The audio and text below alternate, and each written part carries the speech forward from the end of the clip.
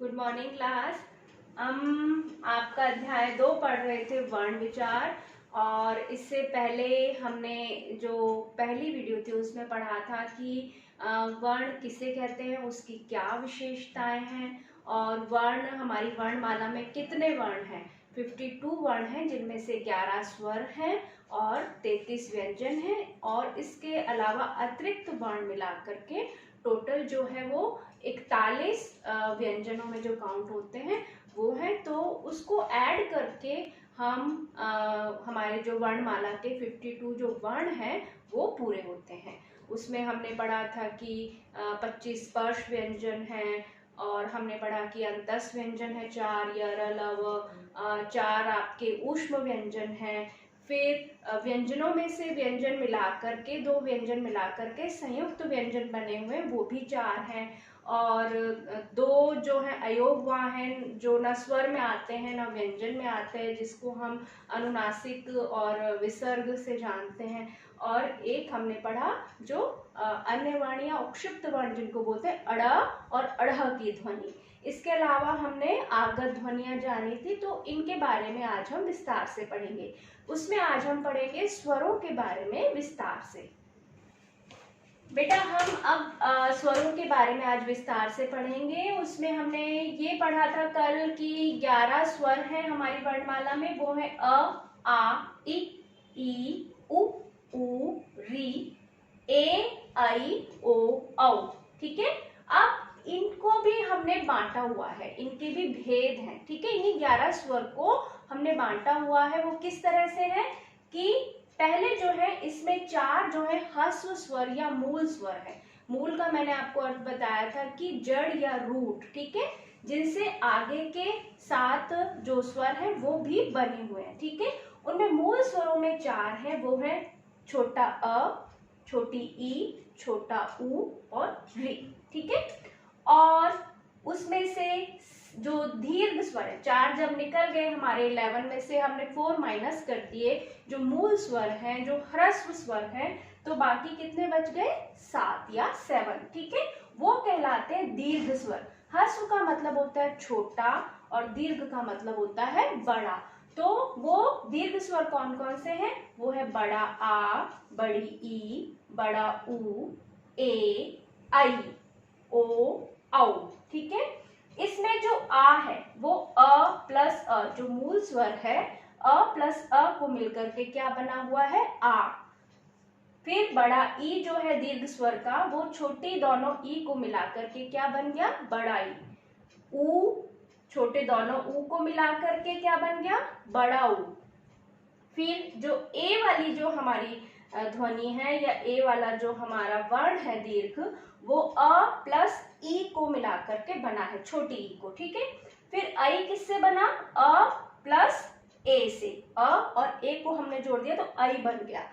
ओ किससे बना? अ प्लस छोटे ऊ को जोड़ने से। और औ औरत वाला बना अ प्लस ओ को जोड़ने से। ठीक है। तो ये तो है मूल स्वर, जो ह्रस्व है, सबसे छोटे हैं, जिनको हम बोल सकते हैं कि ये मूल स्वर है, रूट है, और उनसे बने हैं दीर्घ स्वर। ठीक है। तो 11 जो हमारे स्वर हैं उनमें से 4 है हमारे ह्रस्व स्वर और 7 है हमारे दीर्घ स्वर। हाँ जी, तो हमने पढ़ा बेटा कि ह्रस्व स्वर है या मूल स्वर है 4, अ, ई, उ, री। उसके बाद दीर्घ स्वर है हमारे 7, आ, बड़ी ई, बड़ा ऊ, ओ, ए, ऐ, औ। ठीक है।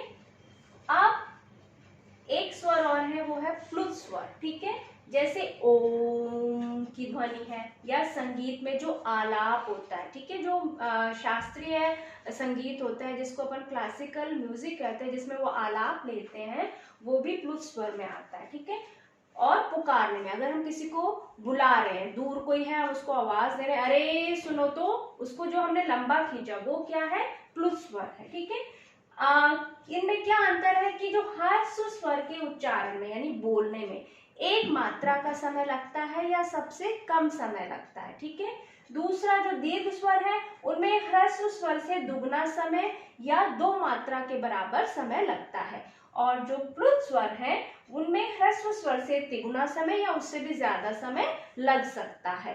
तो ये जो है हमारे स्वरों का विभाजन है, जो 11 स्वर है उनका हमने विभाजन किया हुआ है ह्रस्व, दीर्घ और प्लुत स्वर में। ठीक है, ह्रस्व स्वर 4 है, उसके बाद दीर्घ स्वर जो है वो 7 है। ठीक है, और प्लुत स्वर वो है जो जिनका प्रयोग किस में होता है, जैसे ओम की ध्वनि है हमारे यहाँ संगीत में आलाप है, या हम किसी को दूर खड़े हुए व्यक्ति को हम बुला रहे हैं। ठीक है, तो एक हम जो लंबी आवाज जो हम खींचते हैं तो वो किस में आ जाता है, प्लुत स्वर में।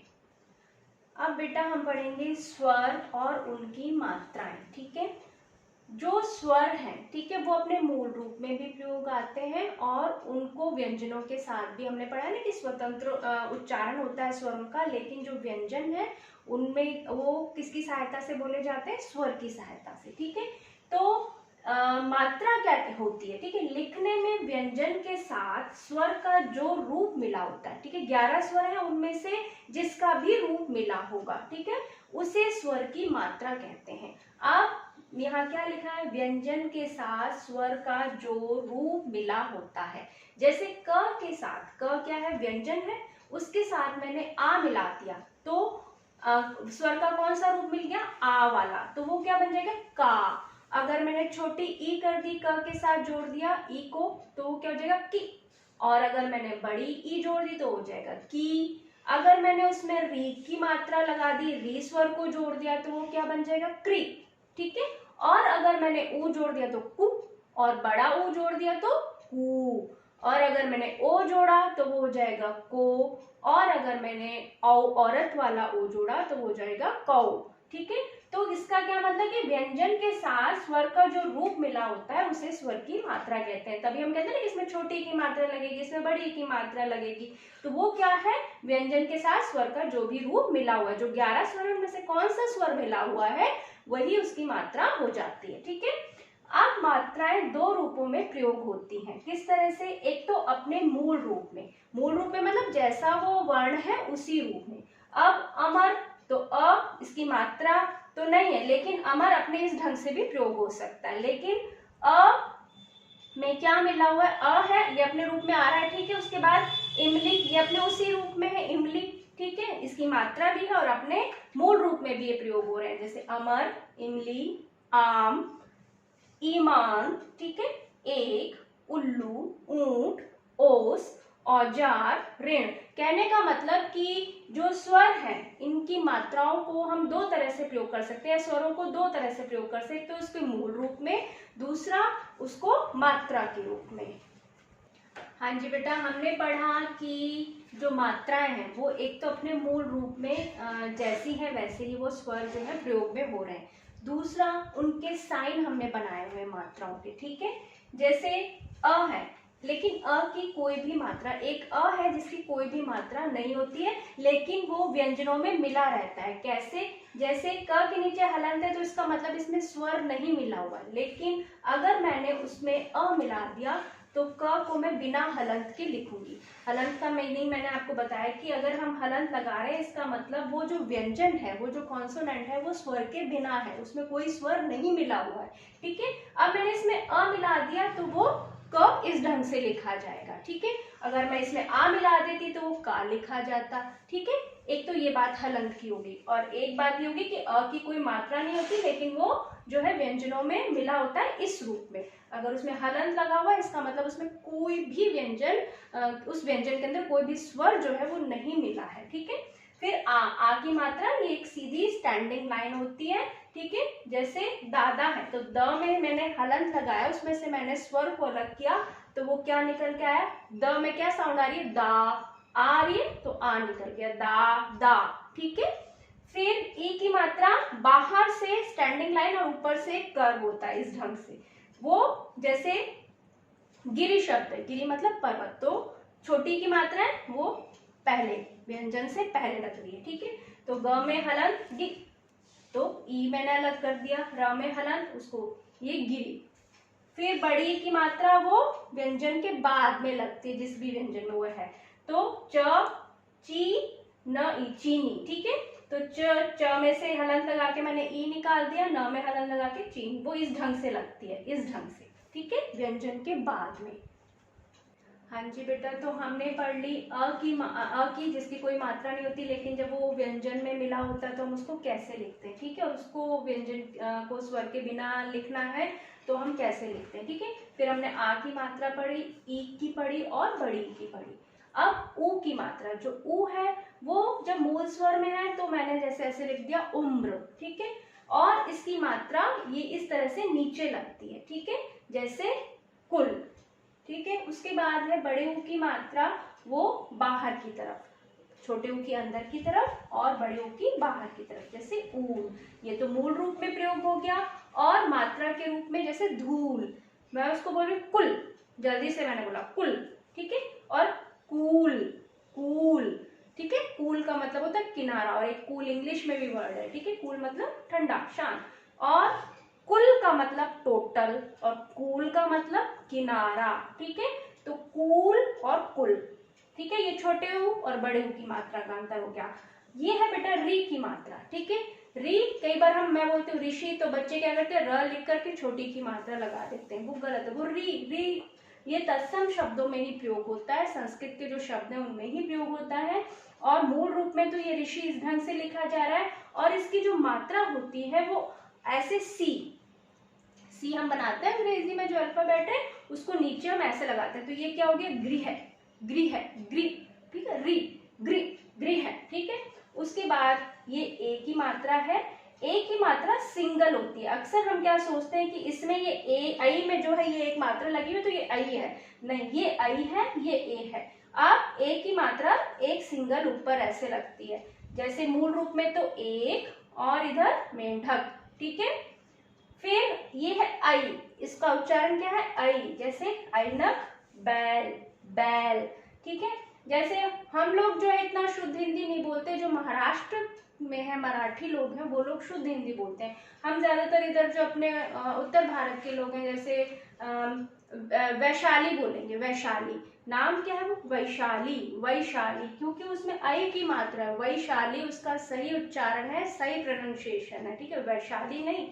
समझ में आ गई बात। अब ये है ओ, तो ओ की मात्रा कैसे लग रही है, ये ओखली, हम उसको मूल रूप में, ठीक है, आ की मात्रा के ऊपर एक जैसे हमने ये ऊपर एक वो बनाया हुआ है, और डोरी, डोरी, ठीक है, तो ये हो गई आपकी ओ की मात्रा। अब है बेटा आपका एक आखिरी स्वर औ, तो जैसे औरत हो गया, और हो गया अपने जो मूल रूप में है, और अगर हम इसको मात्रा की तरह से है तो जैसे कौवा लिखते हैं हम, ठीक है, 100 लिख रहे हैं, तो वो क्या हो गया, औ की मात्रा होगी। हाँ जी बेटा, अब हमने क्या क्या पढ़ लिया, हमने पढ़ लिया कि जो हमारे यहाँ जो वर्ण हैं 52, उनको हमने स्वर और व्यंजन में डिवाइड किया हुआ, ठीक है। स्वर है हमारे 11, हमने 11 स्वर है तो उनको उसके अलग अलग भेद हैं, वो कौन कौन से हैं, ह्रस्व या मूल स्वर, जिसको हम छोटा, जो ह्रस्व का मतलब होता है छोटा, ठीक है, और मूल का मतलब होता है जड़ या रूट, जहां से शुरुआत हो रही है, तो वो 4 है, अ, ई, उ और री, ठीक है। और उसके बाद हमने पढ़ा दीर्घ स्वर कितने हैं, 7, 11 में से 4 माइनस कर दिए हमने मूल स्वर, ठीक है, तो कितने बचे हमारे पास, 7 बच गए हमारे पास दीर्घ स्वर। दीर्घ मतलब बड़ा, ठीक है, ह्रस्व मतलब छोटा, दीर्घ मतलब बड़ा। ह्रस्व स्वर के उच्चारण में, बोलने में हमें एक मात्रा का या सबसे कम समय लगता है, और दीर्घ स्वर के उच्चारण में हमें 2 मात्रा का समय या ह्रस्व स्वर से दुगना समय, या उसको बोलने में जो है दीर्घ स्वर को जो बोलने में है ह्रस्व स्वर से दुगना समय लगता है, ठीक है, ये हमने पढ़ा। प्लस स्वर जो हमने पढ़ा कि जो बुलाने में कोई दूर खड़ा हम उसको आवाज लगा रहे हैं, या हम शास्त्रीय जो हमारा संगीत होता है, क्लासिकल जो म्यूजिक होता है, उसमें जो हम आलाप लगाते हैं आ करके वो, या फिर हम जो है ओम की जो ध्वनि है हमारे यहाँ उसको हम लंबा खींचकर बोलते हैं, तो वो सारा किस में आता है, प्लुत स्वर में, क्योंकि उसमें ह्रस्व स्वर से तिगुना समय, दीर्घ स्वर से दुगना समय, या ये कहा जाए कि उसमें सबसे ज्यादा समय लगता है, ठीक है। फिर हमने पढ़ा स्वरों की मात्राएं क्या है, उनमें हमने पढ़ा था कि अ की कोई मात्रा नहीं है, लेकिन अगर व्यंजनों में मिला हुआ है तो उसको हम बिना हलंत के लिख रहे हैं, तो वो उसमें व्यंजन में मिला हुआ है, ठीक है। तो इसमें जो महत्वपूर्ण बातें आई, महत्वपूर्ण जो बिंदु है वो क्या है कि अ की मात्रा नहीं होती, अ सभी व्यंजनों में होता है और अ के बिना वर्ण हलंत चिन्ह लगाकर लिखे जाते हैं। ये हम पढ़ लिया हमने, ठीक है, ये एक महत्वपूर्ण बिंदु है। उसके बाद उ की मात्राएं र के मध्य में लगाई जाती हैं। हमने पढ़ा था कि छोटा ऊ और बड़े ऊ की जो मात्रा है वो ऐसे नीचे लगती है, ठीक है, छोटा ऊ है तो वो ऐसे लग रही है और बड़ा ऊ है तो वो ऐसे लग रही है, लेकिन जो र है, र जो व्यंजन है उसके वो मध्य में लगती है, ठीक है। अगर छोटा ऊ मुझे र में लगाना है तो मैं उसको सीधा ऐसे निकाल के लगा दूंगी, जैसे रुपया, रुपया, ठीक है। लेकिन अगर वो बड़ा ऊ है तो इसको ही मैंने क्या किया, यहाँ पर गोल घुमा दिया थोड़ा, ठीक है, थोड़ा सर्किल कर दिया तो ये बन गया रूप, रूप रुपया, ठीक है, रुपया इसका मतलब छोटा ऊ, रूप यानी बड़ा ऊ। हाँ जी, अब तीसरी जो महत्वपूर्ण बात है कि री की मात्रा, री की मात्रा मैंने आपको बताई थी सी की तरह से लगती है नीचे की तरफ, ठीक है। तो जो री की मात्रा है वो र, ट, ठ, ड, ढ और ण के साथ नहीं लगती, ठीक है। री की मात्रा जो ये व्यंजन है इनके साथ नहीं लगती है, र, ट, ठ, ड, ढ और ण, याद रहेगा। उसके बाद श, जो शलगम वाला श है, श के साथ री की मात्रा जुड़ने पर श्री, श्री इस ढंग से, ये जो है उसमें कीपैड में नहीं था, जो टाइपिंग वाला था हिंदी का, तो मैंने उसको इस ढंग से आपको लिख के बताया कि ये श्री, ठीक है। उसके बाद ये बनता है, जबकि श के साथ र जुड़ने पर इसका तो मैंने उच्चारण क्या किया, श्री, श्रृंगार, ठीक है। और यहाँ पर अगर र जुड़ा है तो वो क्या हो जाएगा, श्र, श्र बनता है, र जुड़ने पर, श के साथ र जुड़ने पर वो इस ढंग से लिखा जाएगा श्र, श्रमिक है, श्रम है, ठीक है, ठीक है। और ये क्या है, श्रृंगार, री, श्र, श्री। तो ये थे महत्वपूर्ण बिंदु कुछ जो आपको अपने माइंड में रखने हैं, ध्यान रखना है उनको, ठीक है। तो आज की वीडियो में हमने क्या क्या पढ़ लिया, स्वर, उनके भेद, उसके बाद हमने स्वरों की मात्राएं पढ़ी और हमने पढ़ा कि उसमें जो खास जो बिंदु है ध्यान देने वाले वो क्या है, ठीक है। तो आप इसको अच्छे से समझें और कोशिश करें कि हम अपने उच्चारण में सुधार लाएं, तो हम अपने लिखने में भी सुधार ला पाएंगे।